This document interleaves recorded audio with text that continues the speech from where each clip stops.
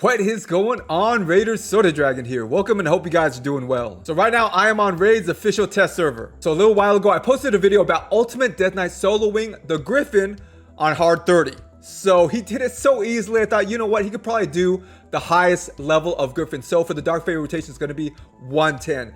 And yes, Ultimate Death Knight, he can solo hard 110 of the Griffin. Seriously, is there anything Ultimate Death Knight cannot do or can I help your team out with? So guys, if you don't know, for these high level solos, really it's a combination of the champ and the gear. If you have the champ but you don't have the right gear, then you're not going to be able to do it. And there's nothing wrong with the champ, it's just you don't have the gear yet.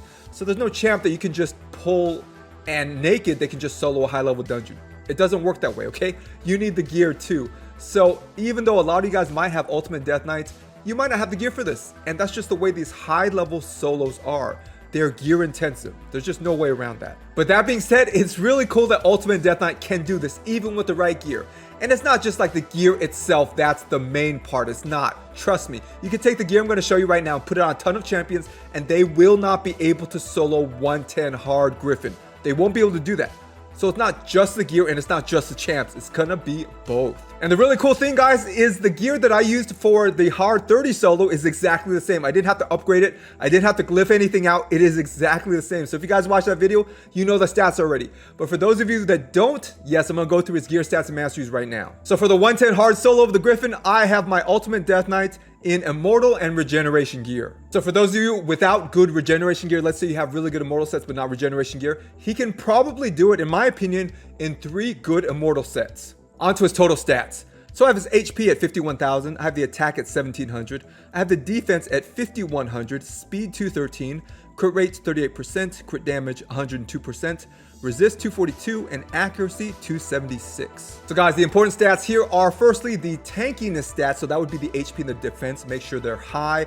Speed, make sure that's high too. Don't make your Ultimate Death Knight too slow because firstly for that Regeneration and Immortal set, it doesn't work unless your character takes a turn.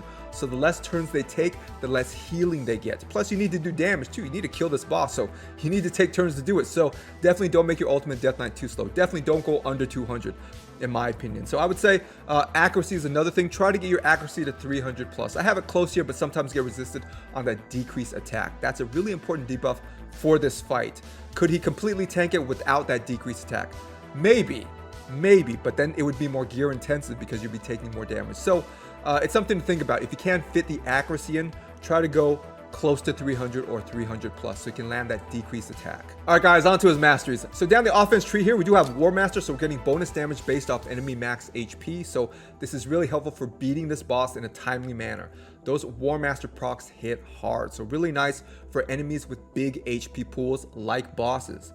And down the support tree here, we do have these 2 masteries here that help with the shielding amount. So this will increase the amount of shields that your Ultimate Death Knight puts out. And down here we do have Lasting Gifts, so instead of a 2-turn continuous heal and a 2-turn shield, we can potentially extend those to 3 turns.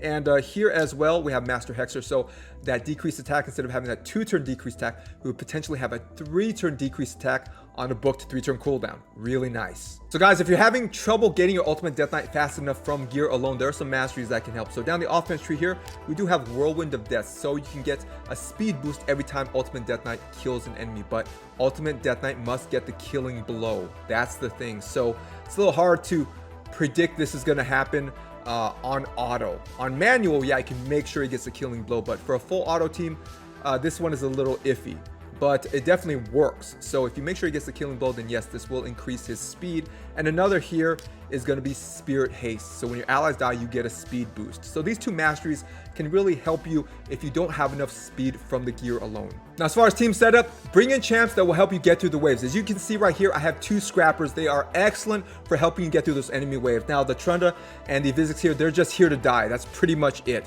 But those scrappers are awesome. Now as far as the skill instructions for Ultimate Death Knight, there are 0. You just put him in and let him do his thing and he will beat this boss. So guys, how long is this going to take? Well, this is going to take about 14 minutes, but I mean, it's pretty good. And there's no skill instructions and nothing for you to do. Just sit back, relax, go make yourself a sandwich, come back, and it's done. All right. So 14 minutes from a free champ, a login champ, is excellent. So I'm pretty impressed.